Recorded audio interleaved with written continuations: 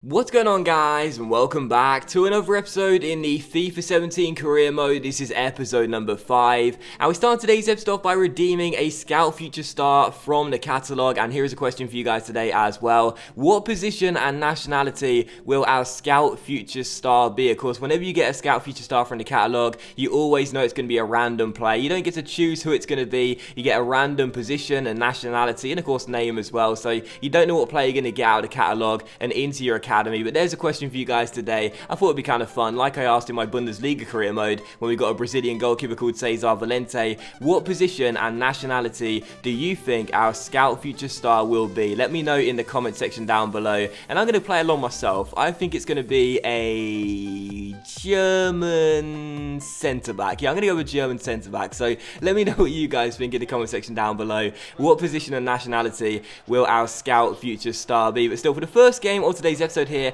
we travel to Goodison Park to take on Ronald Koeman's Everton side. Coming on the back of that 3-2 defeat to Crystal Palace, our first loss of the series in that topsy-turvy dramatic game where Alan Pardew's men scored 2 late goals to win the game at the Riverside Stadium. That, of course, being our first defeat of the season, so aiming to bounce back in this game here away against Everton. The first couple of chances fell to the home side. Of course, then Valencia had the first best chance with his shot hitting the post. But in the 23rd minute, we had a great chance to take the lead in this game and score our first away goal of the season, but unfortunately Negredo, who is yet to score a goal in a Middlesbrough shirt competitively, was denied by a good stop by Stecklenburg, and it was still 0-0. Just 6 minutes after the restart though, another good chance for Negredo. Ramirez rolled it through to our Spanish striker on loan from Valencia, but once again it was the same outcome. He got the shot on target, but Stecklenburg made the save, and in the 65th minute Everton here give the ball away terribly with Gerard Delafeo straight to Negredo, who robs the ball off Ashley Williams' toes, goes through 1-on-1, and I felt for sure I was going to score this time, but again it's the exact same outcome. The finish was straight at Stecklenburg, well, not straight at him, but a good save by Stecklenburg, and it was still 0-0. Yet another chance for us here in the 69th minute. Will Hughes finds Adama, who takes it round Leighton Baines after the ball roll and goes for goal, but blazes the shot off target and into the stand. So still 0-0. We had the chances, but I just could not find the back of the net, and it was still goalless. And in a game which seemed destined to finish 0-0, both sides have created multiple chances each in this game, but it was still goalless. Both sides were playing really, really well, and then Ross Barkley was the latest player to have his shot on target, but well saved by our shot stopper Victor Valdez. So it was still 0-0, and from the corner, as you can see, it was swung into the centre. Eventually Niassi gave it back towards Gerard Delafeo after we failed to clear it initially. He chipped the ball into the centre.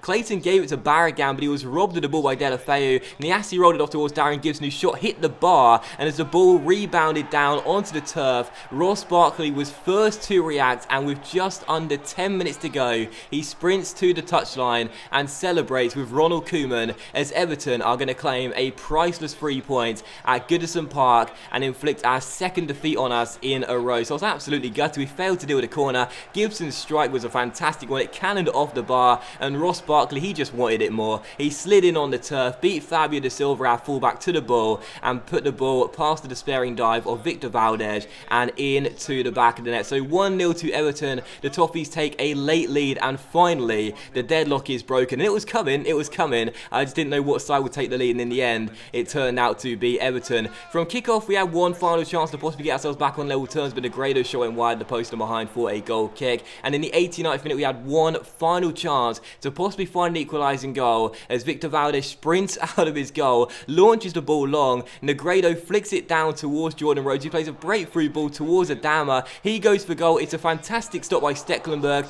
as it drops to Jordan Rhodes. How about that? With just seconds on the clock in normal time, Stecklenburg parried it. It came to Jordan Rhodes at the far post. I thought for all the world I was going to score. It was a tight angle. It was a high pressure situation, but I blazed the shot over the bar and completely messed it up. So final score, Everton 1, Middlesbrough 0, and unfortunately we taste defeat. And I said this after the game against Crystal Palace when we lost by 3-2, and I'll say it once again. It's so typical, and it's just so tiring to hear a manager come out after a game and say we deserve something from the game. But I'll say it once again, we deserve something from that. I really do feel that too. We had 2 more shots in Everton, 1 less on target, yes, and less possession too, but we created multiple chances in that game. Negredo still yet to score for Middlesbrough in the Premier League. He may need to be dropped now as he's just not doing it for me, but That final chance with Jordan Rhodes, I mean, seriously, that would give me nightmares. When I missed that chance, I was literally fuming. I was so furious.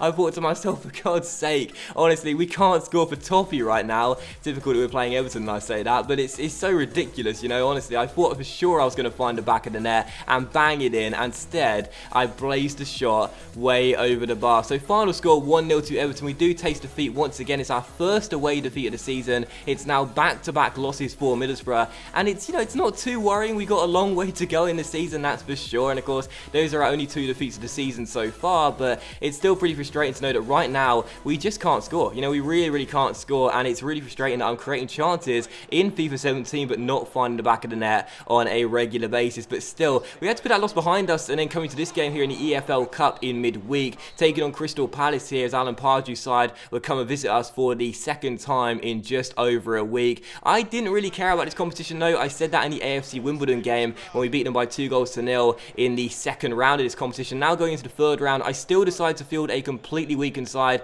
make 11 changes for the game, and I have to say it was one of my worst performances on a FIFA game ever. I literally could not create any chances in this game. It was so sluggish, the gameplay. I couldn't really do anything, but in the 56th minute here, as Desart found Stuani, he rolled it off towards Jordan Rhodes, and as Desart continued his run, Rhodes played a through ball to him, and we would open the scoring 11 minutes after the restart and make it Middlesbrough 1, Crystal Palace 0, with Desart's first goal in a Middlesbrough shirt. And it was a really nice goal as well, and it's so ironic too, because this was a game where I could not string 2 passes together whatsoever, but the goal we scored was absolutely lovely. Just watch this run by Desart. He angles it perfectly, splits the defenders, gets played through by Jordan Rhodes, and a first time finish into the bottom corner. That was a really nice goal. A lovely little team move there as we make it Middlesbrough 1, Crystal Palace 0. So again, it's so ironic, you know, because I struggle to create really good sort of team goals, team build-up goals, nice build-ups towards a goal. And in this game, you know, in a game where I've done basically nothing, could not string 2 passes together or create any chances,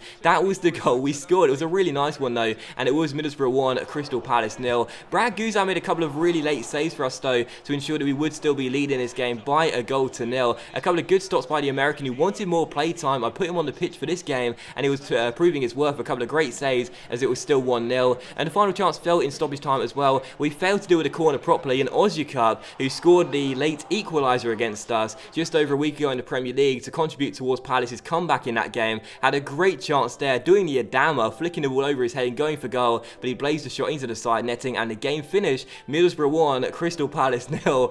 And take a look at these stats. Oh my goodness, honestly, without question, one of my worst performances on FIFA ever. I literally could not do anything in that game. My passing was atrocious. I couldn't break down Crystal Palace until this moment where he scored a really nice goal with Julian Desart and won the game by a goal to nil. So final score 1-0, and one of my most undeserved victories of all time. It was an atrocious performance, a really terrible game from me, but we got the win. That's all I care about, and we're through to the 4th round of the EFL Cup. And again, I'm not really fussed about this competition whatsoever.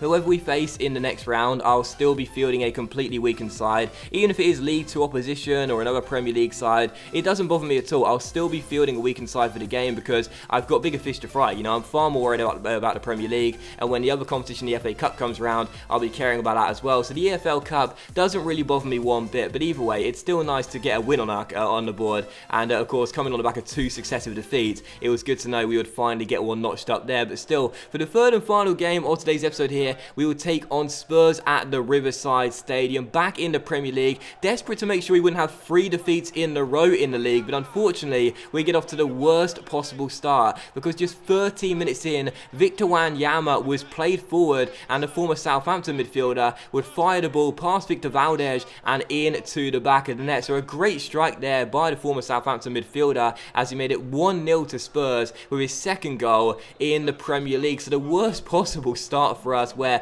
we're not scoring goals right now, we're not doing too well in front of goal. To fall behind so early on against a really good side like Spurs, that's the last thing we would need on the back of 2 successive defeats in the Premier League. But from kickoff here, we tried to respond and get ourselves back on level terms instantly. Saido Berahino starting in place of the dropped Alvaro Negredo was played forward, but I failed to hit the target and blazed a shot way wide of the post and into the stand. So still 1-0 to Spurs, who had a good chance to double their lead here in the 35th minute, but Victor Valdez made a good save and and turned it behind for a corner. It was still 1-0 to Spurs at the break, and they have played better in the first half as well. But in the second half, just 5 minutes after the restart, we had a good chance to get ourselves back on level terms. Some nice build-up as Berahino found Gaston Ramirez through towards Stuart Downing, down his left-hand side. He played it back inside towards the Uruguayan, but Paul Lopez made a really good save, and Toby Alderweireld, the Belgian centre-half, got the ball behind for a corner, and it was still 1-0. We struggled to create too many clear-cut chances in this game. We had one late on here with Victor Fischer crossing the ball into the centre. Danny Rose could only head it back towards our Danish winger, who stopped the ball, took it around Kyle Walker, once again crossed it into the centre, and Lopez flapped at the cross, and as it fell to side of Berahino, I thought for sure this time we're going to score, but unfortunately not. Paul Lopez redeemed himself with a big save and kept the score at 1-0 to Spurs, and it was how the game would finish as well. Final score, Middlesbrough 0, Spurs 1. That man Victor Wanyama scored the only goal of the game and won it for Spurs, and it's our third successive Premier League defeat in a row. And I gotta say, I'm feeling under pressure already. You know, I'm feeling under pressure already. We haven't won a Premier League game since the start of the season against Stoke here at the Riverside Stadium. We've had a couple of draws, but the rest of the games have been defeats, and only one win in our first 6. I said this morning that we'd started the season off quite well. Well, unfortunately, my positivity and my optimism, you know, my bright side of looking at things is beginning to run quite thin right now. This has been a very, very frustrating few games, and as we continue to slide down the table, we desperately need to stop this loss streak from getting extended further and get our second Premier League win of the season notched up. So that will end today's episode in the FIFA 17 career mode, guys. So a big thank you for watching. I really hope you have enjoyed it. If you have enjoyed today's episode, then please leave a like. Likes, of course, much appreciated, and they really help the channel grow as well. Much love to you all. Have a fantastic evening, and I'll see you for the next episode in the FIFA 17 career mode very soon.